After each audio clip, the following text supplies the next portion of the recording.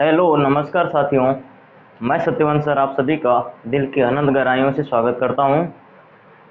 जैसा कि आज हम हिंदी का ये अध्ययन करेंगे और आप पिछला लेक्चर पढ़े होंगे, तो पिछले लेक्चर में हम हिंदी की उत्पत्ति और हिंदी की बोलियों के बारे में अध्ययन किया। हिंदी की 18 बोलियां, और आज हम उन 18 बोलियों के बारे में अध्ययन करेंगे कि उन बोलियों की विशेषताएं क्या क्या हैं, वो बोलियां कहाँ कहाँ बोली जाती हैं, किन किन क्षेत्रों में उनका प्रयोग किया जाता है। तो हमारा जो मुख्य टॉपिक होगा हिंदी भाषा की प्रमुख बोलियां, उनका क्षेत्र एवं उनकी विशेषताएं, अर्थात ये किन किन क्षेत्रों में बोली जाती हैं, इनकी विशेषताएं क्या हैं। आप हिंदी बहुत पढ़े होंगे, लेकिन यहाँ आज हम आपको कुछ नया पॉइंट दे करके जाएंगे, कुछ नए टॉपिक, कुछ नए मैटर आपको मिलेंगे यहाँ से, जो कि कॉम्पिटिटिव एग्जाम्स में काफ़ी सहायक होंगे। दिन प्रतिदिन आप देख रहे होंगे कि परीक्षा के प्रश्नों का स्तर और डिप्ली चला जा रहा है, तो उसके अध्ययन को देखते हुए हम और विस्तृत अध्ययन करने का प्रयास करेंगे। तो वीडियो के अगर अंत तक बने रहेंगे तो आपको बहुत सारी नई नई जानकारियाँ मिलेंगी। तो देर न करते हुए शुरू करते हैं अपने सेशन को। आइए ध्यान दीजिएगा, हमारी हिंदी भाषा की कुल 18 बोलियां हैं, जिसमें से पहली बोली हम अध्ययन करेंगे खड़ी बोली का। खास तौर से पहले हम पश्चिमी हिंदी की जो 5 बोलियां हैं, पश्चिमी हिंदी के बाद क्रमशः हम सभी बोलियों की चर्चा करेंगे। तो पश्चिमी हिंदी की पहली बोली खड़ी बोली। खड़ी बोली का पहला पॉइंट है, खड़ी बोली का नामकरण किसने किया? खड़ी बोली का नामकरण करने वाले व्यक्ति हैं लल्लू लाल। जैसा कि आप पढ़े होंगे कि जो कांग्रेस है, स्वतंत्रता संग्राम में इतिहास में पढ़े होंगे कि कांग्रेस का नाम दादा भाई नौरोजी ने रखा। कांग्रेस को कांग्रेस किसने कहा? तो दादा भाई नौरोजी ने कहा। उसी प्रकार से खड़ी बोली को खड़ी बोली कहने वाले व्यक्ति लल्लू लाल हैं। इसके बाद राहुल सांकृत्यायन जी आते हैं, और राहुल सांकृत्यायन जी खड़ी बोली को कौरवी कहते हैं। यानी कि खड़ी बोली को कौरवी किसने कहा? तो राहुल सांकृत्यायन ने कहा। ये जो खड़ी बोली, इसका प्रयोग अधिकांशतः कुरुक्षेत्र में होता है, और कुरुक्षेत्र जो था पांडवों का क्षेत्र था, कौरवों का क्षेत्र था। कौरवों का क्षेत्र होने के कारण राहुल सांकृत्यायन ने खड़ी बोली को कौरवी कहा। इसके बाद एक व्यक्ति आते हैं सुनीति कुमार चटर्जी। सुनीति कुमार चटर्जी, और सुनीति कुमार चटर्जी ने खड़ी बोली को जनपदीय हिंदुस्तानी कहा। अर्थात यहाँ से कई प्रश्न बन जाएंगे। खड़ी बोली को ही कौरवी कहा जाता है और इसी को ही जनपदीय हिंदुस्तानी भी कहा जाता है। अर्थात जनपदीय हिंदुस्तानी किस बोली को कहते हैं? तो खड़ी बोली को कहते हैं। कौरवी किस बोली को कहा जाता है? तो खड़ी बोली को कहा जाता है। आगे ध्यान दीजिएगा, जो खड़ी बोली है इसका जो मुख्य केंद्र है बिजनौर है। उत्तर प्रदेश का बिजनौर जिला यह खड़ी बोली का मुख्य केंद्र है। इसी के साथ यह खड़ी बोली किन किन क्षेत्रों में बोली जाती है, यहाँ से कई बार प्रश्न बने हैं, तो धैर्य बना करके सुनिएगा। जो हमारी खड़ी बोली किन किन क्षेत्रों में बोली जाती है, तो दिल्ली, मेरठ, गाजियाबाद, सहारनपुर, देहरादून, रामपुर, मुजफ्फरनगर इत्यादि क्षेत्रों में खड़ी बोली का प्रयोग किया जाता है। जैसा कि आप जानते होंगे कि जो हमारी हिंदी भाषा है, हिंदी भाषा का जो मानक रूप है खड़ी बोली के रूप में ही स्वीकार किया गया। हिंदी की 18 बोलियां हैं, लेकिन उन 18 बोलियों में हिंदी के बोली की जो हमारी खड़ी बोली है, खड़ी बोली को ही मानक रूप में स्वीकार किया गया हिंदी के। इसके बाद जो हमारी हिंदी की खड़ी बोली है, इस खड़ी बोली की विशेषता है यह आकार बहुला है। आकार बहुला का मतलब जो हमारी खड़ी बोली है इसमें आ स्वर का प्रयोग ज़्यादा होता है। जैसे हम प्रयोग करते हैं आया, गया, खाया, पिया, करते हैं ना। आया, गया, खाया, पिया। पिया दूसरा वाला पिया नहीं समझिएगा, जो भी कर समझ लेंगे, कोई दिक्कत नहीं। तो यहाँ पर आकार बहुला का मतलब इसमें देखिएगा आ स्वर का प्रयोग ज़्यादा किया गया है, इसलिए जो खड़ी बोली है इसकी एक विशेषता आकार बहुला भी है। कुछ महत्वपूर्ण पॉइंट्स की आगे चर्चा करते हैं। तो एक प्रश्न आपसे पूछा जाता है, खड़ी बोली का प्रथम महाकाव्य क्या है? तो खड़ी बोली का प्रथम महाकाव्य है प्रिय प्रवास, और इस प्रिय प्रवास के रचनाकार हैं अयोध्या सिंह उपाध्याय, जिनको प्रेम से हरिऔध भी कहा जाता है। यहाँ से कई प्रश्न आपके बनेंगे। खड़ी बोली का पहला महाकाव्य, तो खड़ी बोली का पहला महाकाव्य है प्रिय प्रवास। प्रिय प्रवास की रचना किसने की? तो प्रिय प्रवास की रचना अयोध्या सिंह उपाध्याय हरिऔध जी ने किया। इसके बाद एक प्रश्न और बन सकता है, प्रिय प्रवास क्या है? नाटक है, कहानी है, काव्य, महाकाव्य है, खंड काव्य है, क्या है? तो प्रिय प्रवास एक महाकाव्य है। प्रिय प्रवास किस भाषा में लिखा गया है? तो हिंदी भाषा में। हिंदी के किस बोली में लिखा गया है? तो हिंदी की खड़ी बोली में लिखा गया। इतनी सारी चीजें आप यहाँ से कवर कर सकते हैं और ध्यान दीजिएगा। इसके बाद खड़ी बोली का पहला खंड काव्य क्या होता है, या खड़ी बोली का पहला खंड काव्य कौन सा है? तो खड़ी बोली का पहला खंड काव्य जयद्रथ वध। आप समझ रहे हैं ना? जयद्रथ वध के रचनाकार हैं राष्ट्र कवि मैथिली शरण गुप्त। मैथिली शरण गुप्त को राष्ट्र कवि कहा जाता है। रामधारी सिंह दिनकर और मैथिली शरण गुप्त ये दो कवि हैं जिनको राष्ट्र कवि की संज्ञा दी जाती है। प्रथम खंड काव्य जयद्रथ वध। जयद्रथ वध की रचना किसने की? तो मैथिली शरण गुप्त ने किया। इसके बाद कुछ और चीजें यहाँ पर जो खड़ी बोली हमारी, इसमें गद्य और पद्य दोनों रचनाएं होती हैं। तो यहाँ पर ध्यान दीजिएगा, खड़ी बोली गद्य का जनक। खड़ी बोली गद्य का जनक किसे कहते हैं? तो खड़ी बोली गद्य का जनक भारतेंदु हरिश्चंद्र जी को कहा जाता है। इसके बाद खड़ी बोली गद्य की प्रथम रचना कौन सी है? इसमें गद्य पद्य दोनों रचनाएं होती हैं। तो खड़ी बोली की पहली गद्य रचना कौन सी है? इसकी पहली गद्य रचना है चंद छंद वर्णन की महिमा। खड़ी बोली गद्य की प्रथम रचना चंद छंद वर्णन की महिमा। हालांकि यह हाई स्कूल के ही लेवल की चीजें हैं। आप हाई स्कूल में अगर पढ़े होंगे हिंदी को तो ये सारी चीजें हम पढ़े होंगे। और यह प्रश्न आपका पूछा गया है, चंद छंद वर्णन की महिमा किसकी रचना है? तो चंद छंद वर्णन की महिमा कवि गंग की रचना या गंग कवि की रचना है। तो आगे चलते हैं, सारी चीजों को समझ रहे होंगे आप। मैंने इसको पहले से ही लिखकर इसलिए रखा क्योंकि वीडियो बहुत लंबा नहीं होगा और सारी चीजें आपको स्पष्ट मिल जाएंगी। ध्यान दीजिएगा। इसके बाद खड़ी बोली के प्रथम कवि कौन है? खड़ी बोली के पहले कवि हैं अमीर खुसरो। एक गुड़ी ने या गुड़ किना, इस प्रकार से इनकी कुछ पंक्तियां हैं। खड़ी बोली के उन्नायक कितने हैं? तो खड़ी बोली के कुल 4 उन्नायक हैं। ये हाई स्कूल में ही पूछा जाता है। हाई स्कूल में ही नहीं, कई कॉम्पिटिटिव एग्जाम्स में पूछा गया है, प्रतियोगी परीक्षाओं में यहाँ से प्रश्न बने हैं। खड़ी बोली की उन्नायक कौन कौन से हैं या उनकी रचनाएं पूछ ली जाती हैं। रचनाएं तो मुख्य रूप से बहुत ही महत्वपूर्ण हैं। अगर आप देखें तो खड़ी बोली के जो उन्नायक हैं, इनमें 4 उन्नायक आते हैं आपके। पहले हैं मुंशी इंसाअल्लाह खां, सदा सुखलाल, सदल मिश्र और लल्लू लाल। मुंशी सदा सुखलाल, सदल मिश्र और लल्लू लाल, इनकी रचनाएं पूछी जाती है। मुंशी इंसाअल्लाह खां की रचना है रानी केतकी की कहानी। उन नायकों से महत्वपूर्ण इनकी रचनाएं हैं। रचनाओं को आप विशेष ध्यान दीजिएगा कि ये रचनाएं किसके द्वारा लिखी गई हैं। तो ध्यान दीजिएगा, मुंशी इंसाअल्लाह खां की रचना है रानी केतकी की कहानी। सदा सुखलाल की रचना है सुख सागर। नाम छुपा है इसमें सुख, इसमें भी सुख। सुख सागर की रचना, सुखलाल की रचना सुख सागर। सदल मिश्र की रचना नासिकेतोपाख्यान। ये कई बार पूछा जा चुका है, नासिकेतोपाख्यान किसकी रचना है? तो नासिकेतोपाख्यान सदल मिश्र की रचना है। इसके बाद लल्लू लाल की रचना है प्रेम सागर। हमने जैसे घर में कोई छोटा बच्चा है तो उसमें लल्ला क्या कर रहा है, प्रेम से क्या कहते हैं, लल्ला क्या कर रहा है।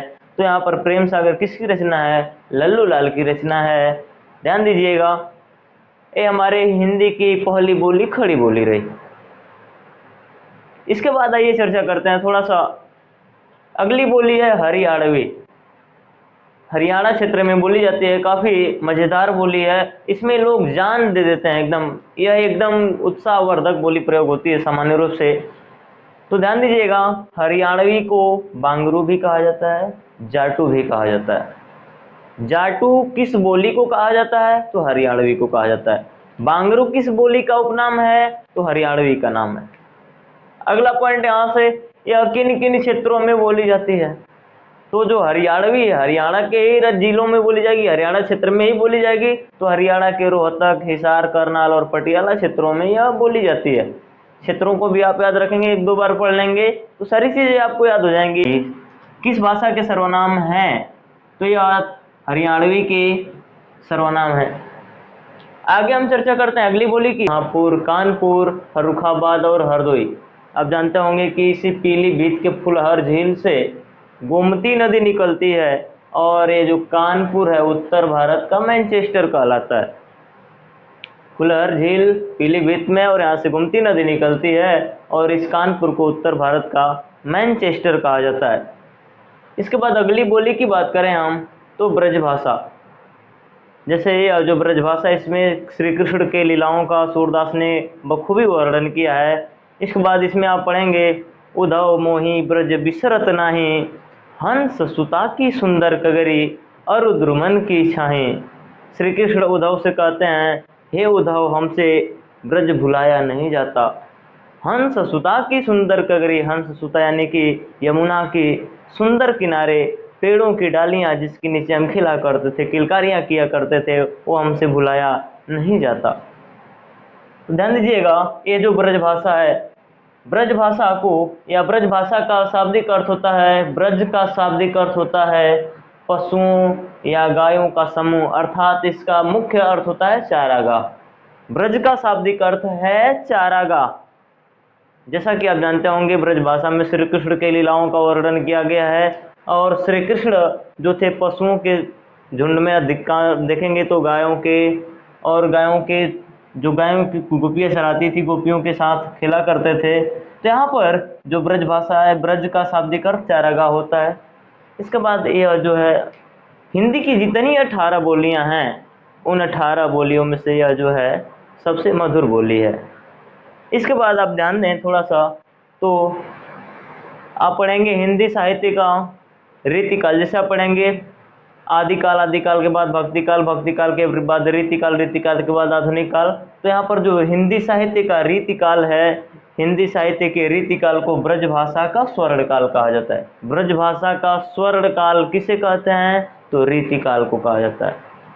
ब्रजभाषा का स्वर्णकाल किस काल को कहा जाता है? तो ब्रजभाषा का स्वर्णकाल रीतिकाल को कहा जाता है। इसके बाद जो ब्रजभाषा है, इसका जो सबसे प्राचीनतम ग्रंथ है उसका नाम है प्रद्युम्न चरित। प्रद्युम्न चरित किस भाषा में लिखा गया है? तो ब्रजभाषा में लिखा गया है। इसके बाद प्रद्युम्न चरित के रचनाकार सुधीर अग्रवाल हैं। प्रद्युम्न चरित के रचनाकार सुधीर अग्रवाल।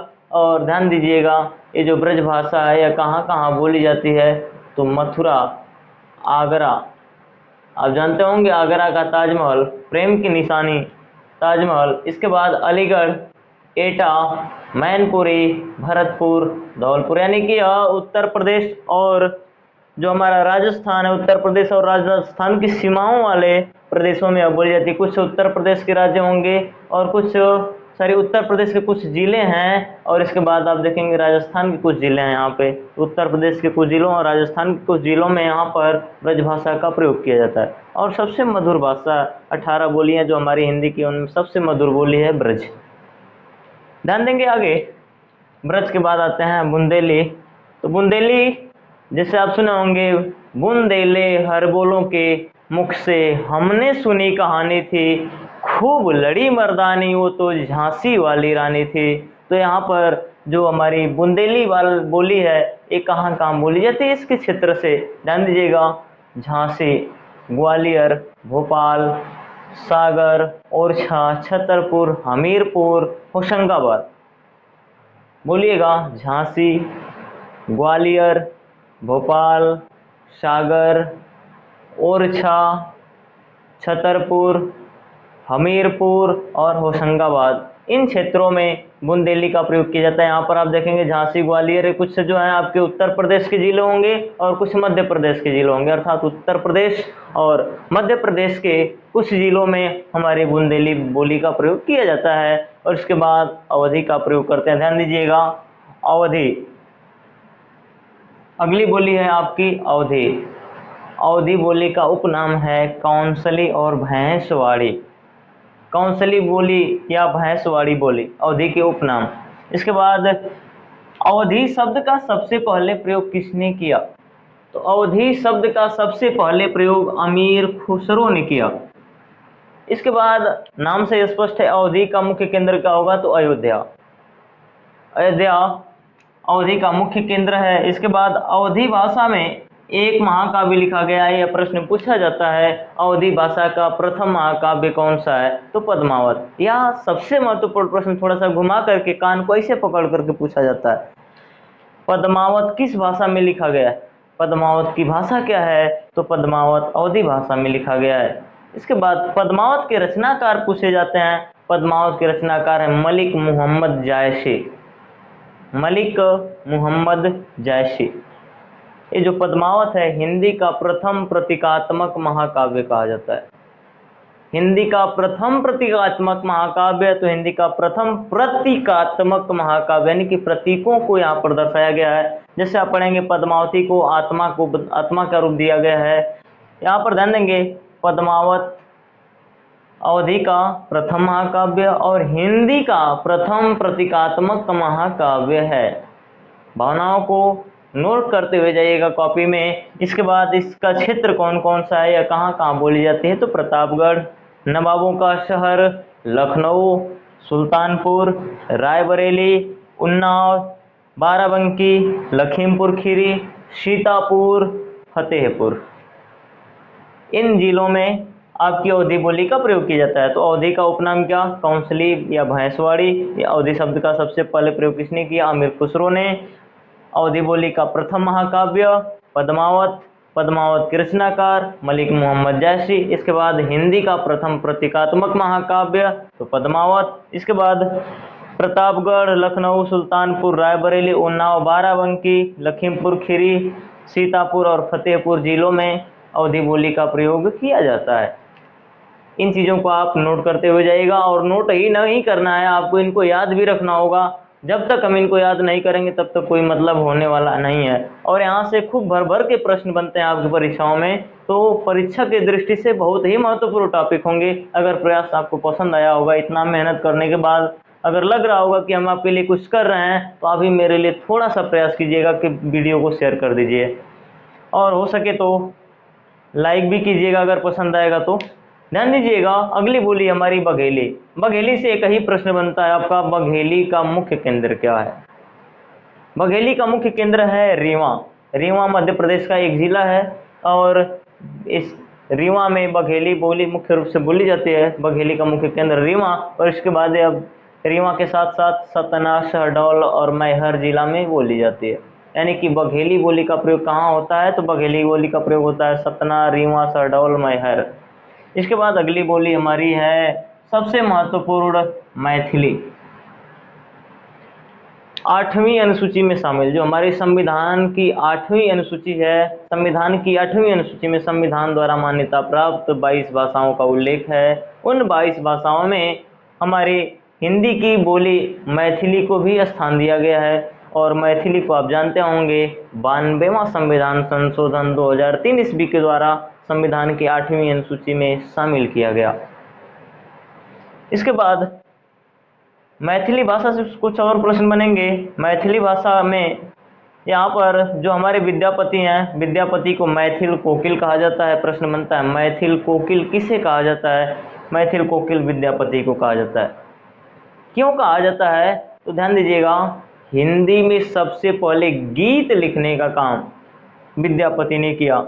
यानी कि हिंदी के पहले गीतकार कौन है? हिंदी के पहले गीतकार अगर पूछे जाए तो हिंदी के पहले गीतकार विद्यापति हैं। और गीत लिखने के कारण इनको मैथिल भाषा में सबसे पहले लिखे। मैथिली बोली, मैथिल जो है हिंदी की ही बोली है, तो हिंदी के पहले गीतकार विद्यापति और विद्यापति मैथिली में लिखते थे, इसलिए इनको मैथिल कोकिल कहा जाता है। जैसे कि आप गाना सुने होंगे, बोलिया बोले लो ए गोरिया जैसे बोले कोई लौरिया। तो मस्ती मजाक के साथ आइएगा। यहाँ पर इसका जो क्षेत्र है पूर्णिया, मुंगेर, दरभंगा, मुजफ्फरपुर और मधुबनी। एक पूर्णिया, मुंगेर, दरभंगा, मुजफ्फरपुर और मधुबनी में बोली जाती है। जैसा कि मधुबनी पेंटिंग विश्व प्रसिद्ध है, आप जानते होंगे, जो चावल के आटे से या चावल को पीस करके बनाया जाता है। अगली बोली हमारी होगी भोजपुरी। भोजपुरी की चर्चा करते हैं। भोजपुरी की जो भोजपुरी है, इसकी जो उत्पत्ति हुई है या जहाँ से प्रयोग की गई है वो अब भोजपुर है। यानी कि अब भोजपुर से निकले बिहार में। इसके बाद जो हिंदी की 18 बोलियां हैं, उन 18 बोलियों में सबसे अधिक प्रयोग की जाने वाली बोली भोजपुरी है। हालांकि भोजपुरी केवल उत्तर प्रदेश और बिहार राज्य में ही नहीं प्रयोग की जाती है, बल्कि भारत के बाहर देश में भी प्रयोग की जाती है भोजपुरी। जैसे मॉरिशस पढ़ेंगे, मॉरिशस के बाद फिजी, मॉरिशस, भारत में भोजपुरी का प्रयोग किया जाता है और इसका जो मुख्य केंद्र है वह भोजपुर है। इसी के साथ ही यह कहाँ कहाँ बोली जाती है, तो शाहाबाद, चंपारण, सारंग, ये बिहार के जिले हो जाएंगे, और बाकी आपके आरा, ये जो क्षेत्र हो जाएंगे। इसके बाद गोरखपुर, बाबा की नगरी, वीरों की धरती गाजीपुर, इसके बाद भोलेनाथ की नगरी बनारस, बागी बलिया, बस्ती, जौनपुर और चंदौली जिलों में या उत्तर प्रदेश के जिले हैं जहाँ पर भोजपुरी बोली जाती है। आप हिंदी में जब पढ़ेंगे तो हिंदी में एक शब्द मिलेगा आपको सारंग। जब अनेकार्थी शब्द पढ़ेंगे, सबसे अधिक अर्थ अगर हिंदी में किसी शब्द के हैं तो सारंग के हैं। जैसे आप पढ़ेंगे सारंग ले सारंग चली, सारंग पूगो आए, सारंग में सारंग धरियो, सारंग सारंग माए। यहाँ पर यमक अलंकार है, जितनी बार सारंग आया है उतने बार सारंग के अलग अलग अर्थ हैं। तो ध्यान दीजिएगा। अगली बोली की ओर हम आते हैं, मगही। ये जो मगही है, मगही बिहार के मगध क्षेत्र में बोली जाती है। जैसे आप जब 16 महाजनपद पढ़े होंगे या जब पढ़ेंगे तो वहाँ पर आपको एक महाजनपद मिलेगा मगध। मगध में मगही भाषा का या मगही बोली का प्रयोग किया जाता है। और यह किन किन क्षेत्रों में बोली जाती है, तो पटना, पटना का पुराना नाम पाटलिपुत्र, तो पटना, गया, हजारीबाग, भागलपुर और पलामू जिलों में आपके मगही बोली का प्रयोग किया जाता है। तो आज के लिए इतना ही, मिलते हैं अगले एपिसोड में। टाइम हो चुका है 1:34 रात्रि के। तो आपसे बस यही एक रिक्वेस्ट है कि वीडियो को अगर पसंद आए तो शेयर ज़रूर कीजिएगा अपने दोस्तों को, और मेरा प्रयास पसंद आएगा तो वीडियो को लाइक ज़रूर कीजिएगा। तो आज के लिए इतना ही, धन्यवाद।